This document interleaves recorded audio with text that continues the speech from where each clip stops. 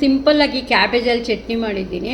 ಈ ಚಟ್ನಿ ನೋಡಿ ಎಲ್ಲದಕ್ಕೂ ಇವಾಗ ನಾವು ತುಂಬ ಇವಾಗ ಕ್ಯಾಬೇಜ್ ತಂದಿರ್ತೀವಿ, ಅದರಲ್ಲಿ ಸ್ವಲ್ಪ ಪಲ್ಯ ಹಾಕ್ಕೊಟ್ಟು ಏನಾದ್ರು ಮಾಡಿರ್ತೀವಿ, ಸ್ವಲ್ಪ ಮಿಕ್ಕತ್ತೆ ಆ ಥರ. ಅದರಲ್ಲಿ ಇವಾಗ ಈ ಥರ ಒಂದು ಚಟ್ನಿನೂ ಮಾಡ್ಕೊಬೋದು, ರೊಟ್ಟಿಗೂ ಚೆನ್ನಾಗಿರುತ್ತೆ. ಈಗ ಯಾವುದಾದ್ರು ಸೈಡ್ ಡಿಶ್ ಉಪ್ಪಿಟ್ಟು, ಉಪ್ಮಾ, ಉಪ್ಪಿಟ್ಟು ಮತ್ತು ಚಿತ್ರಾನ್ನ, ರೊಟ್ಟಿ, ಚಪಾತಿ ಅನ್ನದ ಜೊತೆನೂ ಕಲ್ಸ್ಕೊಂಡು ತಿನ್ಬೋದು. ತುಂಬ ಸಿಂಪಲ್ಲಾಗಿ ಮಾಡ್ಕೊಬೋದು, ಬೇಗ ಇದು ಒಂದು ಚಟ್ನಿ ಚೆನ್ನಾಗಾಗತ್ತೆ. ನೀವು ಎಲ್ಲರೂ ಮಾಡಿ ನೋಡಿ, ನಾನು ಹೇಗೆ ಮಾಡೋದು ಅಂತ ತೋರಿಸ್ಕೊಡ್ತೀನಿ. ನೀವು ಇದಕ್ಕೆ ಬೇಕು ಅಂದರೆ ಇದಕ್ಕೊಂದು ಟೊಮೆಟೊನೂ ಹಾಕ್ಕೊಂಡು ಇನ್ನೂ ಸ್ವಲ್ಪ ಗೊಜ್ಜಾಗುತ್ತೆ. ರೊಟ್ಟಿಗೆ ಆ ಥರ ಮಾಡಿದಾಗ ಅದು ಚೆನ್ನಾಗಿರುತ್ತೆ. ನೀವು ಮಾಡಿ ನೋಡಿ ಹೇಗೆ ಮಾಡೋದು ಅಂತ ಈಗ ತೋರಿಸ್ತೀನಿ. ನಾನು ನೋಡಿ ಹೇಗೆ ಮಾಡ್ತೀನಿ ಅಂತ ನೋಡಿ. ಇದಕ್ಕೆ ಇದು ಮಿಸ್ ಆಯಿತು, ಒಂದು ಅರ್ಧ ಸ್ಪೂನು ಎಣ್ಣೆ ಹಾಕಿದ್ದೀನಿ ನೋಡಿ. ಇದಕ್ಕೆ ಏನಿಲ್ಲ, ಸಿಂಪಲ್ ಇಂಗ್ರೀಡಿಯೆಂಟ್ಸು ನಾನು ಇದು ಮಾಡೋದು. ನಾನು ಹೇಗೆ ಮಾಡ್ತೀನಿ ಅಂತ ತೋರಿಸ್ತಾ ಇದ್ದೀನಿ.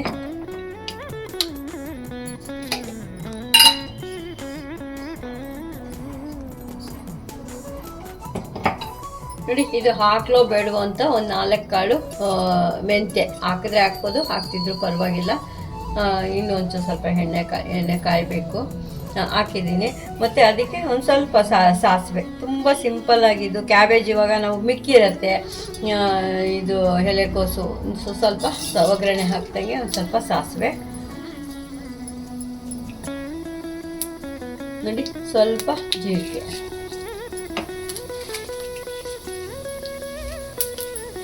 ಸ್ವಲ್ಪ ಒಣಮೆಣ್ಸಿನ್ಕಾಯಿ ನಿಮ್ಗೆ ಇದು ನಿಮ್ಮ ಖಾರ ಹುಣಸೆಹಣ್ಣು ಹೆಂಗೆ ಹಾಕ್ತಿರೋ ಹಂಗೆ ಅದೇ ಥರ ಖಾರಕ್ಕೆ ಹಾಕಿದ್ದೀನಿ. ನೀವು ಬೇಕು ಅಂದರೆ ಟೊಮೆಟೊ ಯೂಸ್ ಮಾಡ್ಬೋದು. ನನಗೆ ಇವಾಗ ನಾನು ಏನೂ ಮಾಡ್ತಾಯಿಲ್ಲ, ಬರೀ ಹುಣಸೆಹಣ್ಣು ಒಂದು ಸ್ವಲ್ಪ ಹಾಕಿ ಸಿಂಪಲ್ಲಾಗಿ ಇದು ಮಾಡ್ತಾಯಿದ್ದೀನಿ.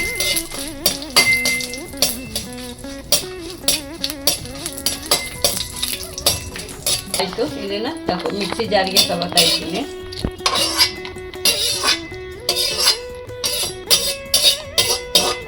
ಅರ್ಧ ಸ್ಪೂನು ಎಣ್ಣೆ ಸೇರಿಸ್ತಾ ಇದ್ದೀನಿ. ಅದರಲ್ಲಿ ಒಂದು ಸ್ವಲ್ಪ ಎಣ್ಣೆ ಇದೆ, ಇನ್ನೊಂದು ಅರ್ಧ ಸ್ಪೂನು ಎಣ್ಣೆ ಸೇರಿಸ್ತಾ ಇದ್ದೀನಿ. ಈಗ ನೋಡಿ, ಈಗ ಸ್ವಲ್ಪ ಕ್ಯಾಬೇಜ್ ಒಂದು ಇಷ್ಟು ಕಟ್ ಮಾಡಿರೋದು ಮಿಕ್ಕಿರೋದಿತ್ತು, ಅದಕ್ಕೆ ಈ ಥರ ಮಾಡ್ತಾಯಿದ್ದೀನಿ. ಪಲ್ಯ ಮಾಡಿ ಒಂದೊಂದು ದೊಡ್ಡದು ಬಂದುಬಿಡುತ್ತೆ, ಪಲ್ಯ ಮಾಡ್ತೀನಿ ಮಿಕ್ಕೋಗುತ್ತೆ. ಇದರಲ್ಲೇ ಒಂದು ಚಟ್ನಿ ಮಾಡಿಕೊಂಡ್ರೆ ನೀವು ದೋಸೆ, ಇಡ್ಲಿ, ಅನ್ನದ ಜೊತೆಗೆ ನೀವು ಯಾವ್ದು ಜೊತೆ ಸೈಡ್ ಡಿಶ್ ಆಗಿ ತಿನ್ಬೋದು, ಈ ಥರ ತಿನ್ಬೋದು.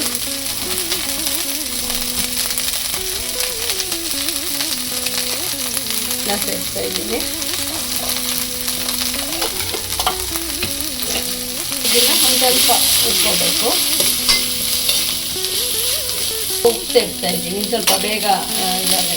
ನಾವು ಪಲ್ಯ ಮಾಡಬೇಕಾದ್ರೆ ಮೊದಲೇ ಉಪ್ಪು ಹಾಕಿದ್ರೆ ತುಂಬ ಮೆತ್ತಗಾಗಿಬಿಡುತ್ತೆ. ಈ ಥರ ಚಟ್ನಿ ಮಾಡಬೇಕಾದ್ರೆ ಮೊದಲೇ ಉಪ್ಪು ಹಾಕಿದ್ರೆ ಸ್ವಲ್ಪ ಬೇಗ ಮೆತ್ತಗಾದ್ರು ಚೆನ್ನಾಗಿರುತ್ತೆ.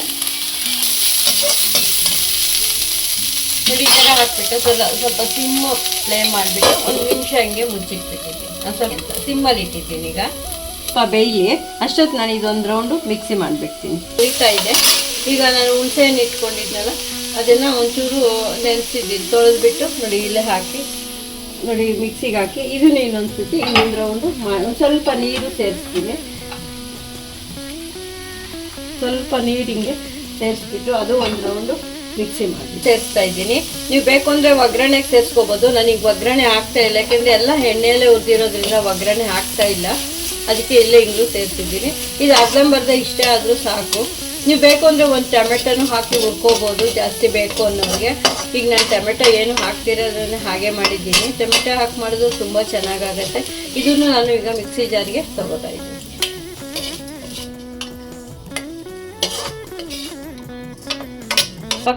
ಇದು ಕೊತ್ತಂಬರಿ ಸೇರಿಸ್ತಾ ಇದ್ದೀನಿ.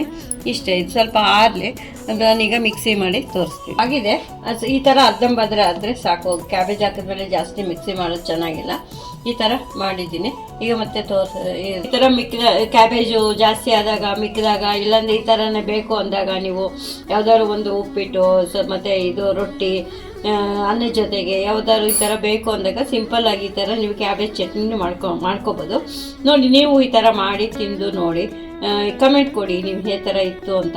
ಇದು ಒಗ್ಗರಣೆ ಬೇಕಾದ್ರೆ ಹಾಕ್ಕೋಬೋದು ನೀವು. ಇದಕ್ಕೆ ಟೊಮೆಟೊ ಜಾಸ್ತಿ ಬೇಕು ಅಂದಾಗ ಟೊಮೆಟೊನೂ ಒಂದು ಕ್ಯಾಬೇಜ್ ಹುರಿಯುವಾಗ ಹುರ್ಕೋಬೋದು. ನೀವು ಮಾಡಿ ನೋಡಿ. Thank you.